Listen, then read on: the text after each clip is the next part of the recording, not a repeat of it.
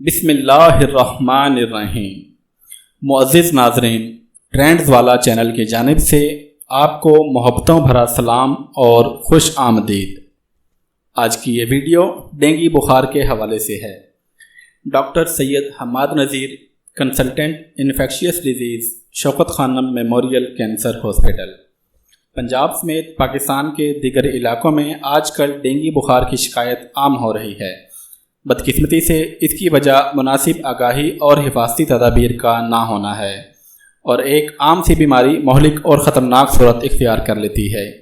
دراصل ڈینگی بخار ایک انفیکشن ہے جو ایک خاص وائرس کی وجہ سے ہوتا ہے۔ یہ بیماری ایک مخصوص مادہ مچھر کے کاٹنے سے پھیلتی ہے، جس کی ٹانگیں عام مچھروں کی نسبت ذرا لمبی ہوتی ہیں۔ کسی متاثرہ شخص کو کاٹنے سے یہ وائرس اس مچھر میں آ جاتا ہے، اور اس کے بعد اگر یہ مچھر کسی دوسرے شخص کو کاٹ لے تو یہ وائرس اس میں منتقل ہو جاتا ہے۔ ڈینگی بخار عموماً ان لوگوں میں زیادہ ہوتا ہے جن کی قوت مدافعت کمزور ہوتی ہے۔ 4 مختلف اقسام کے وائرس انسانوں میں ڈینگی بخار کا باعث بنتے ہیں۔ ایک قسم کے وائرس کا حملہ صرف ایک بار ہی ہو سکتا ہے۔ دوسری مرتبہ ڈینگی بخار دوسری قسم کے وائرس سے ہو سکتا ہے، اور یوں زندگی میں کسی بھی شخص کو زیادہ سے زیادہ 4 مرتبہ یہ عارضہ لاحق ہو سکتا ہے۔ ڈینگی بخار کا دوسرا نام بریک بون فیور بھی ہے۔ اسے یہ نام اس لیے دیا جاتا ہے کہ اس بخار کے دوران ہڈیوں اور پٹھوں میں اتنا شدید درد ہوتا ہے کہ ہڈیاں ٹوٹتی ہوئی محسوس ہوتی ہیں، اور یہ مرحلہ کافی تکلیف دہ ہوتا ہے۔ یہ بیماری گرم اور نیم گرم علاقوں میں پائی جاتی ہے، اور دنیا بھر میں 10 کروڑ سے زائد افراد ہر سال اس سے متاثر ہوتے ہیں۔ تاہم بروقت علاج سے اس مرض سے صحت یابی کا تناسب بہت زیادہ ہے، اور 99% مریض مکمل طور پر صحت یاب ہو جاتے ہیں، یعنی 1% سے بھی کم لوگوں میں یہ مہلک شکل اختیار کرتا ہے۔ دیگر مچھروں کے برعکس ڈینگی بخار کا باعث بننے والا مچھر بڑا صفائی پسند ہوتا ہے، اور گندے پانی کے جوہڑوں اور تالابوں کی بجائے یہ مچھر گھریلو واٹر ٹینکوں کے قرب و جوار، صاف پانی سے بھرے برتنوں، پودوں کے گملوں، غسل خانوں اور بارش کے صاف پانی میں تقریباً سارا سال ہی پلتا رہتا ہے۔ تاہم برسات کے موسم میں تیزی سے افزائش نسل کرتا ہے۔ عموماً یہ مچھر طلوع آفتاب اور غروب آفتاب کے وقت حملہ آور ہوتے ہیں، لیکن یہ ضروری نہیں، کیونکہ مچھر دن کے کسی بھی حصے میں کاٹ سکتے ہیں۔ وائرس زدہ مچھر کے صرف ایک ہی بار کاٹنے سے یہ بیماری انسان میں منتقل ہو جاتی ہے۔ یہاں اس بات کو بھی سمجھنا ضروری ہے کہ یہ بیماری براہ راست ایک شخص سے دوسرے شخص کو منتقل نہیں ہوتی، بلکہ مخصوص مچھر ہی اس کے انتقال کا باعث بنتا ہے۔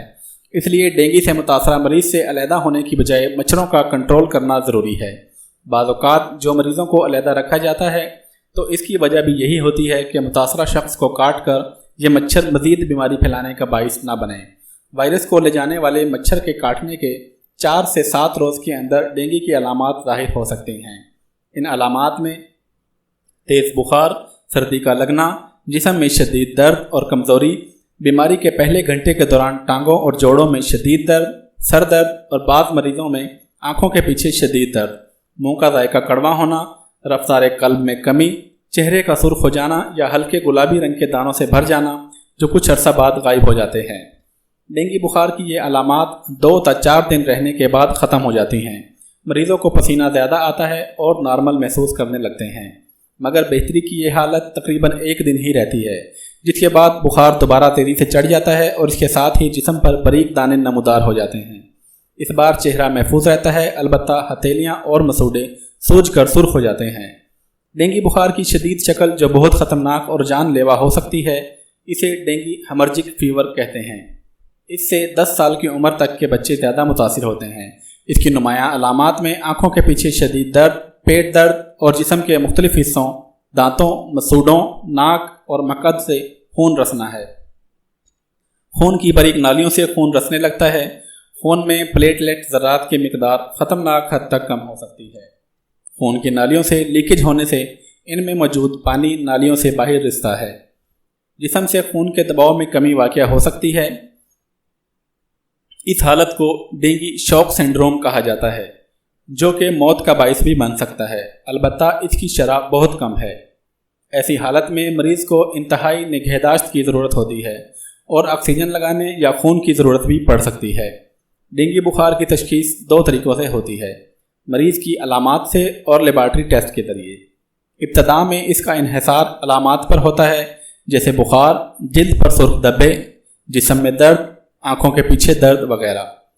खून के टेस्ट में प्लेटलेट्स की तादाद में कमी होती है। दूसरी किस्म के टेस्ट में डेंगू के खिलाफ खून में एंटीबॉडीज़ की शनाख्त करना है। सबसे ज़्यादा किए जाने वाला टेस्ट डेंगू IgM कहलाता है। ये टेस्ट अगर इब्तदाई अलामात में करवा लिया जाए तो नेगेटिव भी हो सकता है, क्योंकि आम तौर पर इस एंटीबॉडी को जिस्म में बनने और शनाख्त करने में 4 से 5 दिन लगते हैं। इस बीमारी के इलाज के लिए मरीज़ को सपोर्टिव थेरापी दी जाती है। इससे कहा जाता है कि पानी और दूसरे मशरूबात का इस्तेमाल ज़्यादा से ज़्यादा करें। पैरासीटामोल की ज़रूरत भी पड़ती है। अगर मरीज़ ज़्यादा खा पी ना रहा हो तो ड्रिप लगाने चाहिए।